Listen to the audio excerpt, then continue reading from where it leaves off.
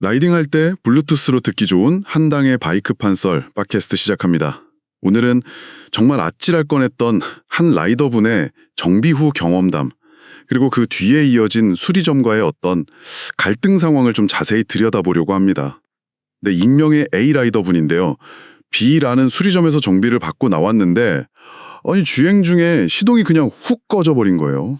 와, 주행 중이요? 네, 정말 위험천만한 상황이었죠.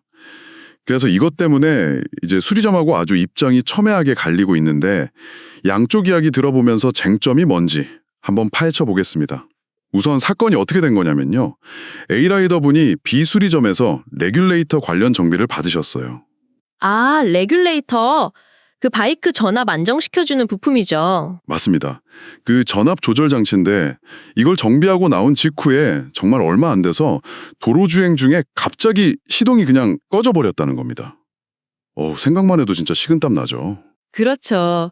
아니, 고속주행 중이었거나 뒤에 차라도 바짝 붙어 있었으면 정말 큰일 날 뻔한 상황이네요. 그러니까 A라이더분은 당연히 이거 정비하다가 뭔가 배선이나 배터리 단자 연결 같은 거 잘못 건드린 거 아니냐 이렇게 의심할 수밖에 없는 거죠. 정비 전엔 멀쩡했으니까요. 네, 그럴 만도 한데 근데 이 문제를 딱 제기하니까 비수리점의 초기 반응이 조금 논란이 됐어요. 처음에는 아니 우리는 레귤레이터 말고는 손댄 거 없다. 심지어는 뭐 담당 직원이 들어온 지 2달 된 신입이라 잘 모른다. 이런 식으로 얘기를 했다는 거예요. 신입이라 잘 모른다니. 아니, 그게 변명이 될 수는 없잖아요. 그죠? 그쵸.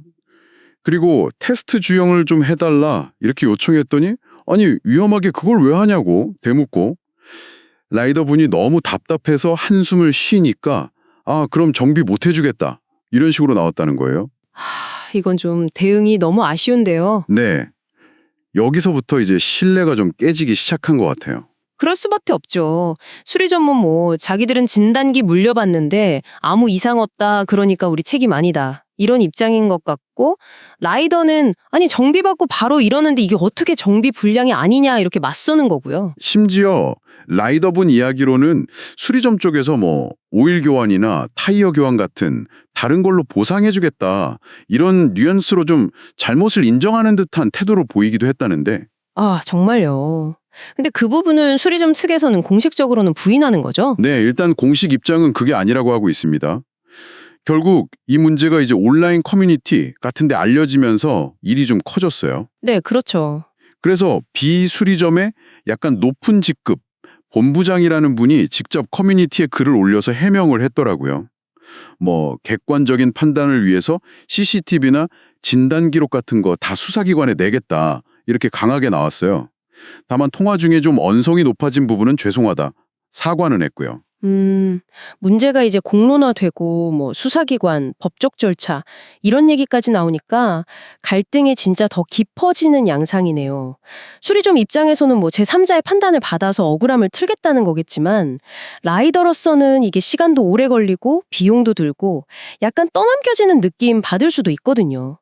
특히나 이게 안전 문제였으니까요. 맞아요. 근데 그러고 나서 A라이더 분하고 B 수리점 본부장하고 통화한 그 녹취록이 또 공개가 됐는데 여기서 진짜 핵심 쟁점이 딱 드러납니다. 어떤 건가요? 바로 그 수리점 직원이 처음에 배터리는 아예 만지지도 않았다고 거짓말을 했다는 점이에요.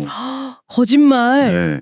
라이더 분은 이 거짓말 자체가 정비하다 뭔가 잘못 건드렸다는 강력한 정황 증거 아니냐 이렇게 주장을 하시는 거죠. 와, 이게 되게 복잡해지네요. 그러니까 기술적인 문제랑 이 소통의 문제, 거짓말까지 얽혀버린 거잖아요. 그럼 그 본부장은 그 거짓말에 대해서는 뭐라고 하던가요?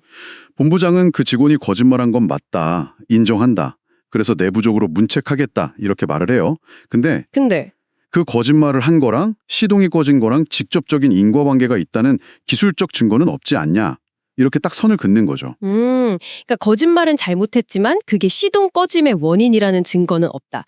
CCTV 상으로도 배터리 작업 자체에는 문제가 없었다. 이런 주장인가요? 네, 수리점 측 주장은 그렇습니다.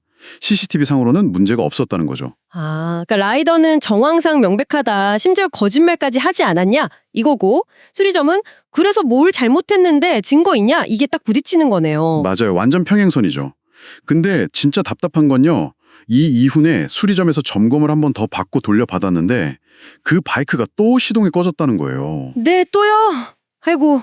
네, 그래서 A라이더분은 이제 최종 책임자, 그러니까 대표랑 직접 얘기하고 싶다 이렇게 요구했는데 본부장이 내가 책임자다 이러면서 그것도 거절했다고 하고요. 어휴, 라이더분 입장에서는 진짜 이게 반복되는 문제에다가 소통은 계속 막히고 불신이 뭐랄까 그게 달했을 것 같아요. 피로감도 엄청날 테고요. 그렇죠. 반면에 수리점은 계속 뭐 절차, 증거, 법적 해결 약간 이런 스탠스를 유지하니까 이게 감정의 골만 더 깊어지는 상황인 것 같습니다. 네, 참 안타까운 상황인데 이 사건을 쭉 보면서 좀 이런 질문이 남는 것 같아요.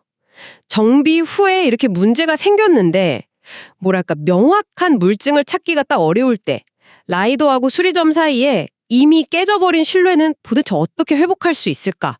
특히나 이번 경우처럼 초기 대응에서 거짓말 같은 그런 문제가 있었다면 단순히 뭐 네 책임이네 내 책임이네 이걸 따지는 걸 넘어서서 고객의 안전 그리고 신뢰 이걸 다시 회복하려면 어떤 노력이 필요할까요?